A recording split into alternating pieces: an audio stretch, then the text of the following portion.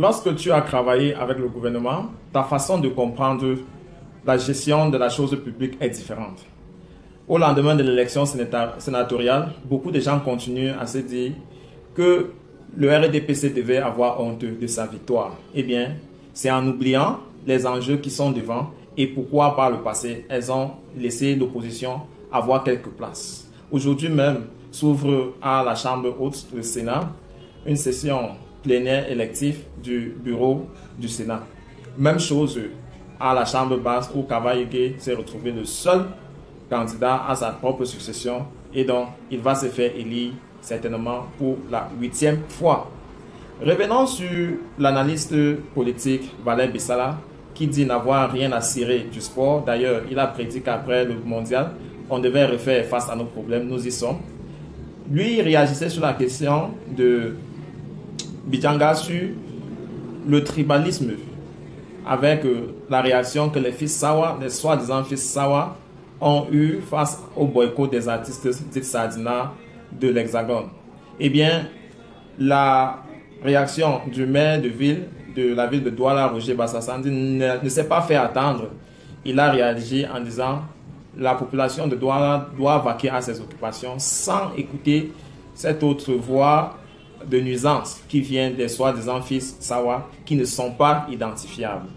Et cela aidera à renforcer le socle de l'unité nationale. Eh bien, Valère Bessala se dit comprendre mieux la connotation de Sardina et de Tontina, qui pour lui n'est pas une création d'un fils de l'Ouest, comme beaucoup semblent croire, mais selon certaines analyses, c'est une création de Meyon Mathias Eric Onangini, qui est vice-recteur à l'université de Yaoundé 1, que lors de certains échanges très chauffés avant l'élection présidentielle de 2018, eh bien, ces deux termes-là ont été créés pour définir les gens qui se soucient du lendemain, soit les Tontina, et ceux qui, tout pour eux, c'est aujourd'hui et qui n'ont rien à cirer du lendemain, qui est généralement connu comme les Sardina. Donc, voilà l'explication simple que Valère Bessala a pu dire, et il invite donc les partis politiques à avoir une autre façon, une autre lecture, une autre réaction, une autre culture politique que ce qu'on a pratiqué depuis 90, qui se limite à critiquer, et lorsqu'on ne peut pas réagir, lorsqu'on ne peut pas agir sur ces critiques, eh bien, on boycotte. Il dit, ces pratiques-là ne sont plus efficaces. Lorsqu'on voit un gouvernement, un régime a pu tenir pendant 40 ans, c'est pour montrer qu'il est au-delà de ces pratiques de boycott et de critique. Il faut passer à l'étape suivante. Il prend par exemple les réactions de la base basée en Europe, qui est jadis une base acquise du MRC parce qu'elle soutient mordicus les actes de Maurice Kamto et de son parti. Et lorsqu'on a même vu les ambassades saccagées en Europe, eh bien, c'est l'effigie de Maurice Kamto qui est montée en premier. Eh bien, fort de cette observation-là, Valère Bessala invite les partis politiques, surtout de l'opposition radicale, c'est-à-dire ceux qui n'ont rien à foutre avec le mariage RDPC, de développer des stratégies mixtes.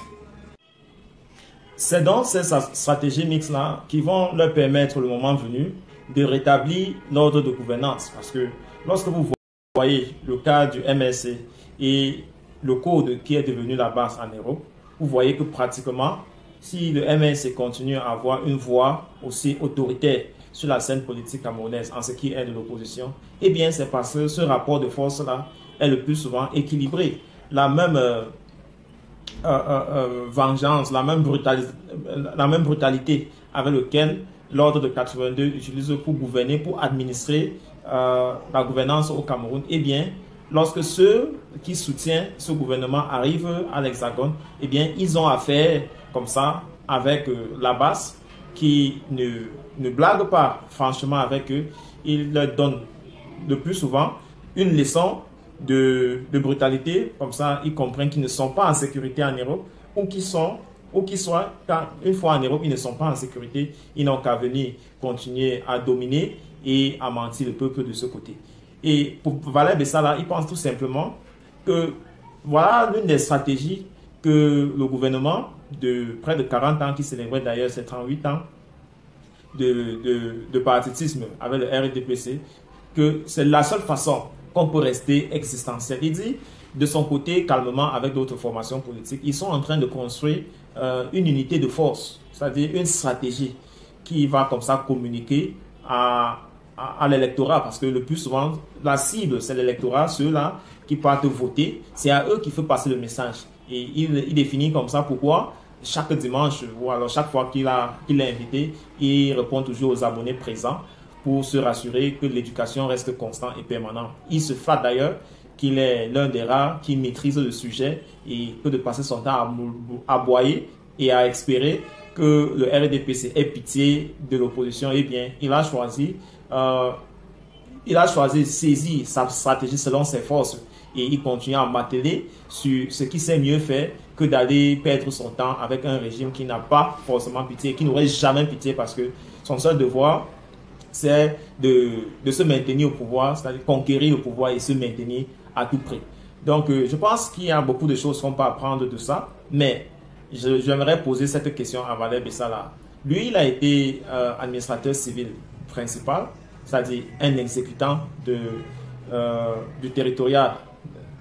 Et est-ce qu'il pense que Maurice Kamto, qui a été ministre délégué chargé de la justice, est-ce qu'il pense que, ayant servi l'État de 2004, ou alors de 2004 jusqu'à environ 2011 lorsqu'il a pris sa démission, est-ce qu'il pense que Maurice Kamto ne comprend pas la machine qui est en place et comment il peut utiliser la voie légale pour le déloger? Vous connaissez, un des maillons forts de ce gouvernement, c'est qu'il donne l'impression qu'il fait tout dans la loi et la légitimité.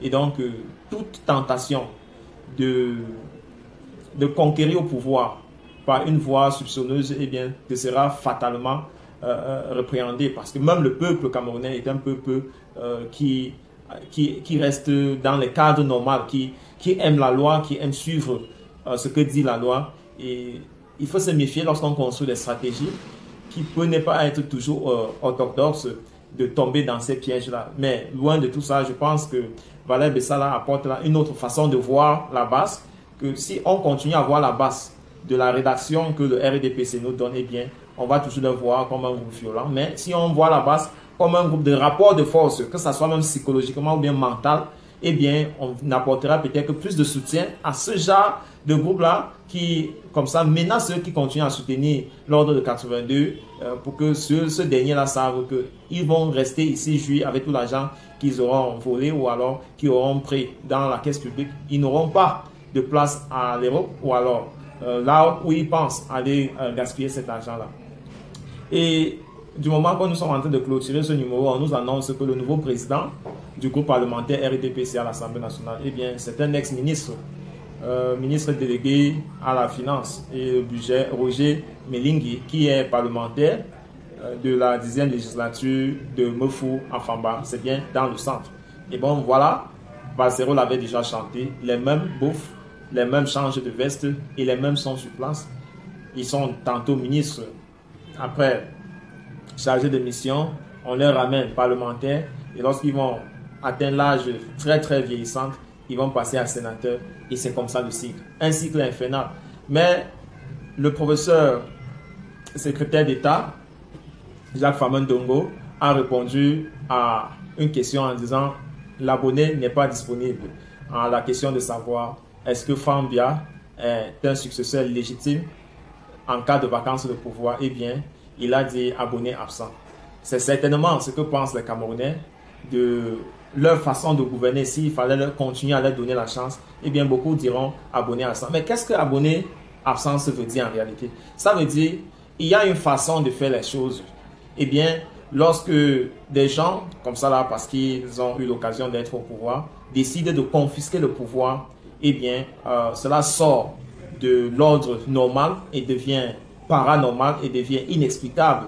Et dans les mêmes difficultés que Jacques Famon-Dongo, le secrétaire d'État, ministre de l'Éducation supérieure, a eu à répondre à cette question de Raphaël, de Romiade. C'est les mêmes difficultés que le peuple camerounais a à comprendre. D'abord, les militants du RDPC de la base qui ne comprennent pas toujours pourquoi le congrès du RDPC peine à venir. Ce sont les mêmes barons depuis 2016 lors de leur dernier congrès qui continuent à, comme ça, gouverner l'appareil politique, et pourtant il y a 2 générations déjà qui sont aspirants, qui auraient souhaité aussi entrer dans les cercles très très fermés de l'appareil gouvernemental. Et bien ceux-là, comme le bas peuple également, sont victimes des mêmes lois qui auraient érigé certains à certains postes. Voilà qui met fin à ce numéro. Retrouvons-nous prochainement pour un autre. D'ici à là, prenez soin de vous, gardez le sourire et bien le bonjour.